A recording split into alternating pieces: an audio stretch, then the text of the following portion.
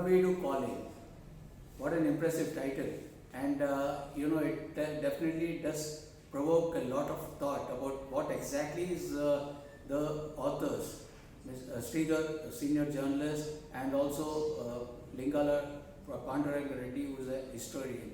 They both together have compiled very interesting aspects of the capital issue that is going on in Andhra Pradesh. It's quite interesting, and it's also got some very important points in it. And this book has come at the right time when there's a lot of controversy about the three capital formula that YSR Jagannath Reddy is planning. And it has also good suggestions about the capital issue. And I also appreciate the kind of antecedents, historic antecedents that have been presented in this particular book. In my opinion, whether it is three capitals or one capital, the most important factor that is required is there should be a lot of convenience, a lot of accessibility, and this three capital comes at a time when the originally planned capital, that is Amravati, by former Chief Minister Mr. Chandrababu Naidu, and it's almost about 30 to 40% complete, and there is a lot of investment that was planned, lot of investors who had already come into the had expressed interest and who have also started participating in the process of formation of a capital. So this is quite surprising, and it's quite enigmatic that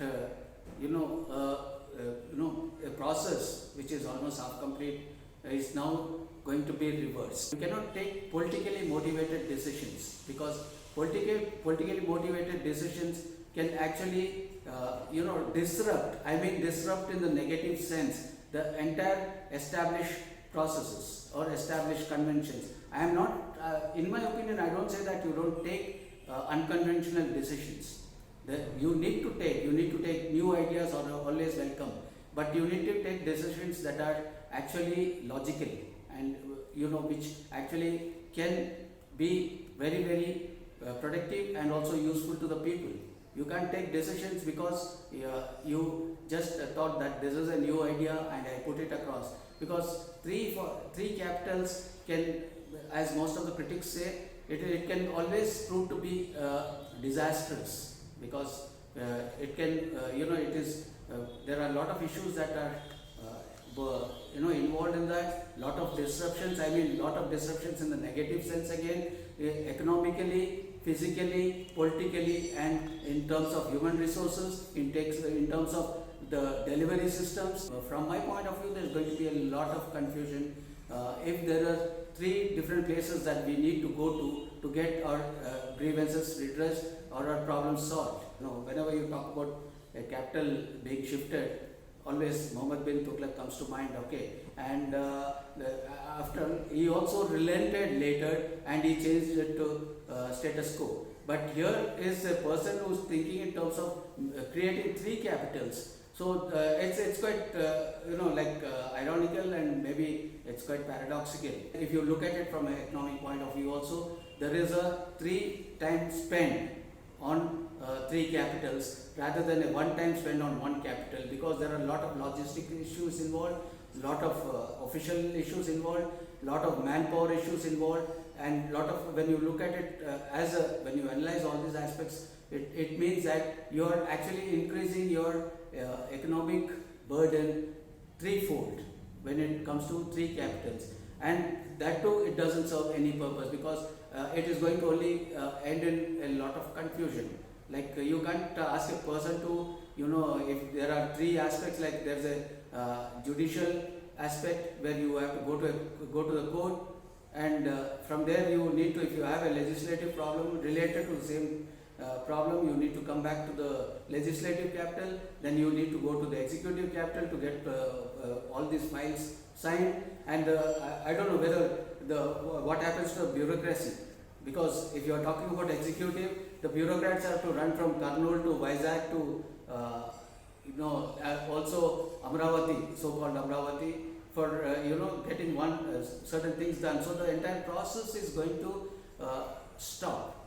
the entire process is going to actually, like it gets paralyzed. Sridhar's book does say that, does suggest a capital, Kondaveedu, which has a very rich history, which has historical precedence as being one of the commercial hubs, and also being the sea route, with the having an international connectivity through the sea route. I think they have pointed out a lot of very very important issues, and my only suggestion is that maybe you can't create a capital out of a sentiment. Okay, you do have a certain historical sentiments attached to a certain place, but then you also need to look at, maybe it was at one point of time, maybe it was a very it's a commercial hub and a very important place, but then what is its situation now, whether it can actually revive as a capital. One thing that maybe Kondaveedu could be a really important place, but what is its status today, and whether Kondaveedu or Amravati, it's only about 40 kilometers difference. So my suggestion is that if it is Amravati, let it be Kondaveedu, because it has got antecedents and it's not far away from Amravati, and there won't be any disputes over it, because it has got a strong historical and sentimental base. But then if it is going to be Kurnool or it is going to be Vizag, then the very concept loses its logic. You either create a capital either near Amravati, say for example if it is Kondaveedu, or you create a capital in Vizag, or you create a capital in Kurnool, depending on the requirements. But you are creating one arm in Kurnool, the other arm in Vizag, the third arm in these three arms in three different places has no logic at all. It's not that there is no precedence. There are international precedents. You have South Africa, where you have three different capitals. You have different even in India also there are places where you have high courts in different places. Okay, so but then these are not they're all logically possible because the distances involved are not much. Okay, but then whereas we have a scenario where you have it is a one straight kind of a state from one end to another end. So you are creating a capital at one extreme end and you are expecting people from another end to come. Okay, or you have a capital right in the middle. Okay, logically having a capital right in the middle is fair enough. Okay, but then if you create three different capitals, it is akin to, I would definitely say that absolutely there is no logic in that. I think the people of Andhra Pradesh may not be only too happy to agree to Kondaveedu being the capital, and also end all this nonsensical, egoistic conflicts between two communities. That's what he was trying to actually suggest in his book.